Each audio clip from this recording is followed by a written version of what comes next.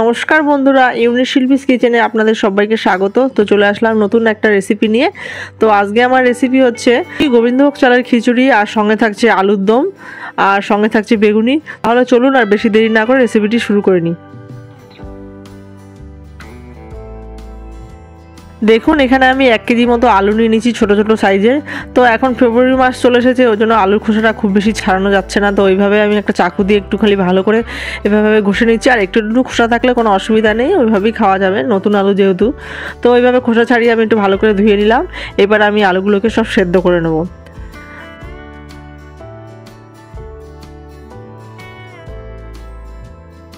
কড়াইতে আমি জল বসিয়ে দিয়েছি, এবার আলুগুলোকে সেদ্ধ করতে দিয়ে দিচ্ছি। আর দিয়ে দিচ্ছি পরিমাণ মতো নুন। নুনটা না দিলে পরে নুন বেশি ঢুকবে না আলুর ভেতরে। আর এখানে মশলা নিয়ে নিচ্ছি কি দেখুন, আমি নিয়ে নিচ্ছি একটা কাঁচা টমেটো, আর নিয়ে নিচ্ছি 4-5টা কাঁচা লঙ্কা, আর নিয়েছি 1 বাটি মটরশুঁটি, আর নিয়েছি কিছুটা আদা। তো এই সব কিছু দিয়ে আমি এবার একটা পেস্ট বানিয়ে নেব। আদা দিয়ে দিলাম, কাঁচা লঙ্কা দিয়ে দিচ্ছি, টমেটোগুলোও আমি দিয়ে দিচ্ছি। দিয়ে আমি একটা ভালো একটা স্মুথ মিশ্রণ তৈরি করে নেব। আর দিয়ে দিলাম একটু জল। তো আমার একটা মিশ্রণ তৈরি হয়ে গেল। আর এদিকে দেখুন আলুগুলোকে সেদ্ধ হয়ে গেছে। তো আলুগুলোকে আমি 20 থেকে 25 মিনিট সেদ্ধ করে নিয়েছি। একটা কাঁটা চামচের সাহায্যে দেখে নিচ্ছি। দেখুন আলুগুলো আমি চামচের সঙ্গে উঠে এসেছে, তার মানে আলুগুলো সেদ্ধ হয়ে গেছে। এবার সব কটা আলুকে আমি এক এক করে সব তুলে নেব।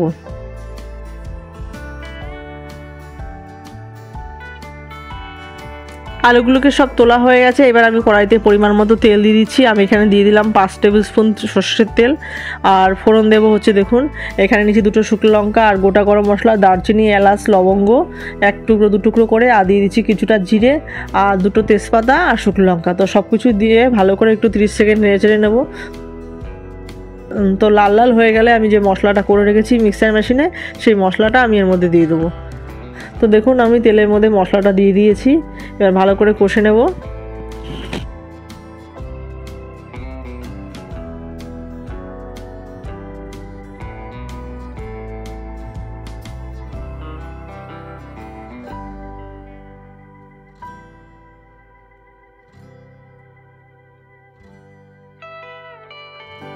মশলাটা দিয়ে একটু কষিয়ে নেবার পর এর মধ্যে আমি অ্যাড করে দিচ্ছি পরিমাণ মতো নুন, পরিমাণ মতো হলুদ গুঁড়ো, আর দিয়ে দিচ্ছি 1/2 টেবিল স্পুন জিরে গুঁড়ো, 1/2 টেবিল স্পুন ধনের গুঁড়ো, দিয়ে দিচ্ছি 1 টিস্পুন লঙ্কার গুঁড়ো, আর দিয়ে দিচ্ছি 1/2 টেবিল স্পুন কাশ্মীরি লঙ্কার গুঁড়ো।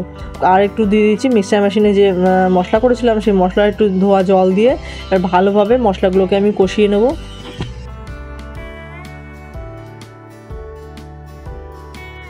যতক্ষণ না তেল ছাড়বে ততক্ষণ আমি মশলাগুলোকে কষিয়ে নেব লো টু মিডিয়াম আছে। তো দেখুন মশলাগুলো তেল ছেড়ে দিয়েছে। এবার আমি এর মধ্যে যে সেদ্ধ করা আলুগুলো করে রেখেছিলাম সেই সেদ্ধ করা আলুগুলো এর মধ্যে আমি দিয়ে দেবো সব। তো আলুগুলো দিয়ে এবার ভালো করে নাড়াচাড়া করে নেব।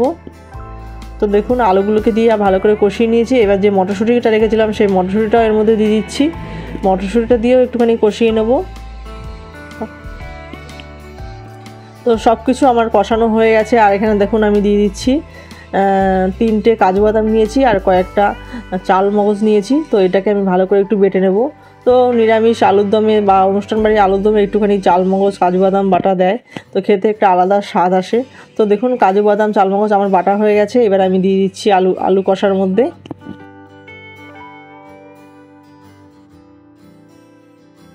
তো ভালো করে একটু কষিয়ে নিলাম।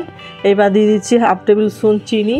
তো নিরামিষ আলুর দমে একটুখানি চিনি দিলে স্বাদের ব্যালেন্সটা ভালো থাকে।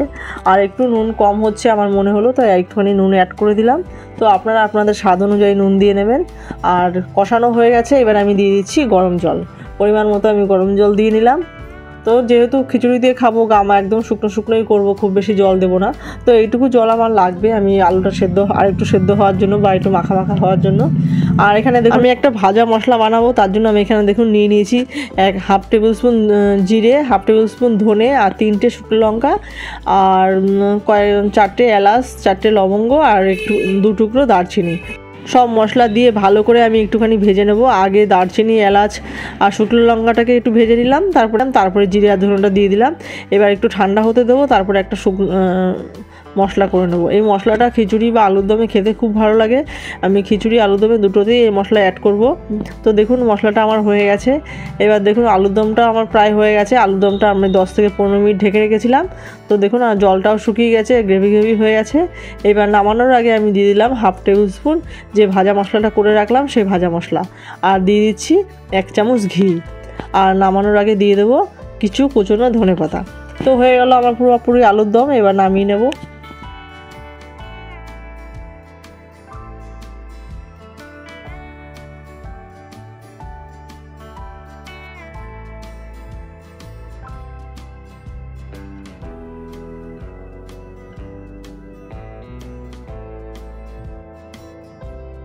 আলুর দমটা আমার রেডি হয়ে গেছে। এবার চলুন খিচুড়ির জন্য প্রিপারেশান নিয়ে নিই। তো খিচুড়ির জন্য দেখুন আমি এখানে সোনামুগের ডাল নিয়েছি 200 গ্রাম, আর নিয়েছি এখানে গোবিন্দভোগ চাল 400 গ্রাম। তো চলুন এবার ডালটাকে আমি ভেজে নিই। তো ডালটাকে আমরা খুব বেশি ভাজবো না, হালকা করে ভেজে নেব। 1 থেকে 2 মিনিট মতো, লাল লাল করে ভাজার প্রয়োজন নেই। তো ডালটা দেখুন ভেজে আমি একটা বাটিতে রেখে আমি একটু গরম জল দিয়ে ডালটাকে একটু ধুয়ে নিচ্ছি।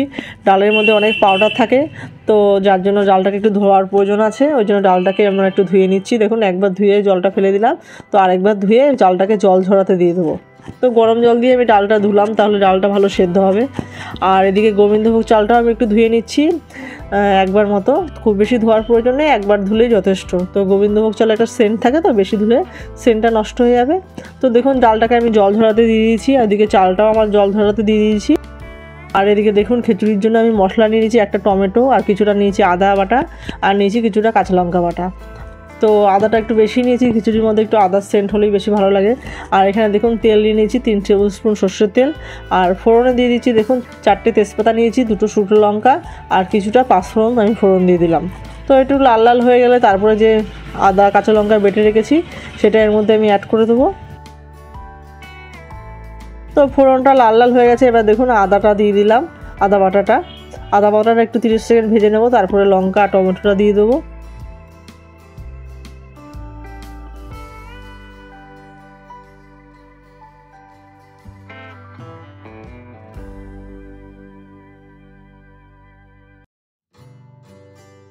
আদা 30 সেকেন্ড ভাজা হয়ে গেছে। এবার লঙ্কা দিয়ে দিচ্ছি, আর দিয়ে দিচ্ছি টমেটোটা। এবার সব কিছু মশলা দিয়ে আবার একটু ভালো করে কষিয়ে নেব।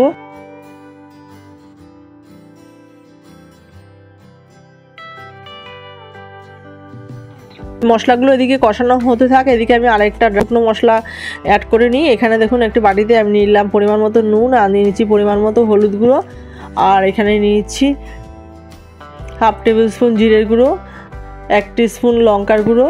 এইবার একটু জল দিয়ে শুকনো মশলাগুলোকে গুলিয়ে নিয়ে কড়াইতে যে ফোড়ন দিয়েছিলাম মশলার মধ্যে অ্যাড করে দেবো।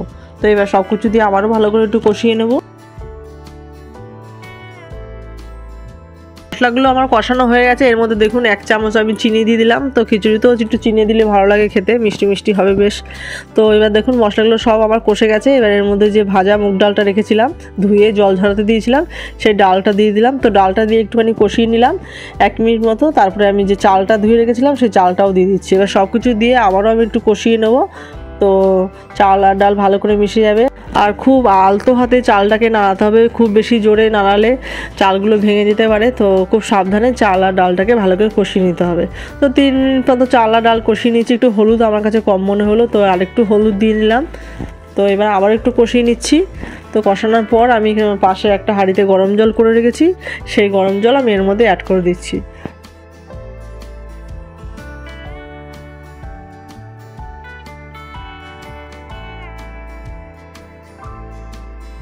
তো এখানে 400 গ্রাম চাল আর 200 গ্রাম ডাল আছে, আর আমি এখানে জল অ্যাড করছি 3.5 লিটার মতো। তো কড়াইতে পুরোটা ধরবে না বলে আমি একটা হাঁড়িতে বসিয়ে দিলাম চাল ডাল সব কিছু দিয়ে। আর দেখুন এখানে মটরশুঁটি দিয়ে দিলাম কিছুটা পরিমাণ মতো। আর এই পর্যায়ে আমি একটু নুনও চেক করে নিলাম, নুনটা দেখলাম একটু কম আছে, তো নুনটা আমি দিয়ে নিয়েছি। তো সব কিছু দিয়ে এবার ভালো মতো ফুটিয়ে নেব। 10 থেকে 15 মিনিট ফোটালেই হবে, খুব বেশি টাইম লাগবে না। মিডিয়াম আছে আমি খিচুড়িটা করে নিয়েছি। তো দেখুন খিচুড়িটা আমার পুরোপুরি রেডি। এবার নামানোর আগে যে আমি ভাজা মশলা করে রেখেছিলাম সেই ভাজা মশলা দিয়ে দিলাম 1 টেবিল স্পুন, আর দিয়ে দিচ্ছি 2 টেবিল স্পুন ঘি। তো পুরোপুরি আমার খিচুড়ি রেডি। এবার নামিয়ে নেব। তো খিচুড়ি রেডি হয়ে গেছে। আর এখানে দেখুন আমি বেগুনের জন্য প্রিপারেশান নিয়েছি। বেগুনটা আমি আগে ধুয়ে নিয়েছি। তো দেখুন এভাবে আমি বেগুনটাকে কেটে নিচ্ছি পাতলা পাতলা করে। তো এইভাবে আমি বেগুনগুলোকে কেটে নিচ্ছি এক এক করে। দেখুন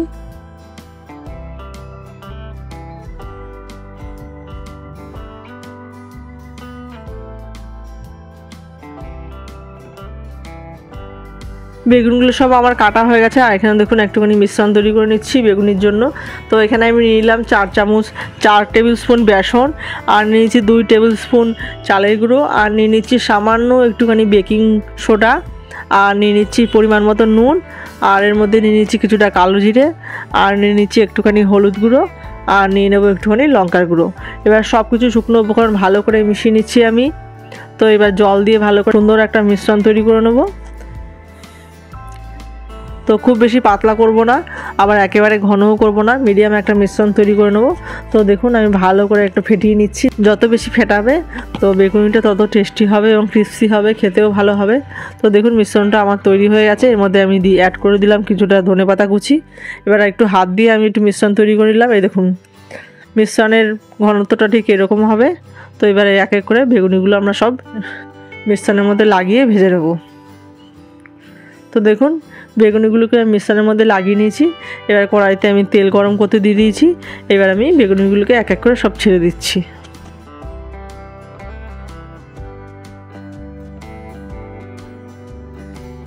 তো এই পাশ ওপাশ করে বেগুনিটাকে ভালো করে ভেজে দিলাম। এই যে এরকম লাল লাল হয়ে গেলে বেগুনিগুলোকে আমরা তুলে নেব। তো দেখুন কত সুন্দর হয়েছে বেগুনিগুলো। দুটো ভাজা হয়ে গেল, আবারও দুটো দিয়ে দিচ্ছি বেগুনি ভাজার জন্য।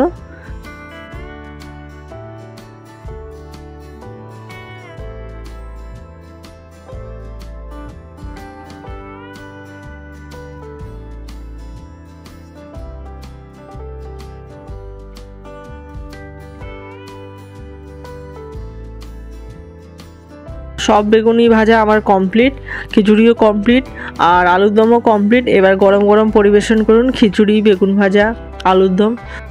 চলুন তাহলে আজকে আমার রেসিপিগুলো কেমন হয়েছে, খিচুড়ি, আলুর দম এবং বেগুনি, আপনারা সবাই কমেন্ট করে জানাবেন। আর ভিডিওটা ভালো লেগে থাকলে please like, comment, share and subscribe করতে কেউ ভুলবেন না। চ্যানেলে নতুন বন্ধু হয়ে থাকলে চ্যানেলটিকে সাপোর্ট করে পাশে থাকবেন। তো দেখা হচ্ছে পরবর্তী কোনো রেসিপি নিয়ে, পরবর্তী কোনো ভিডিওতে। আপনারা ততক্ষণ সুস্থ থাকবেন, ভালো থাকবেন। বাই।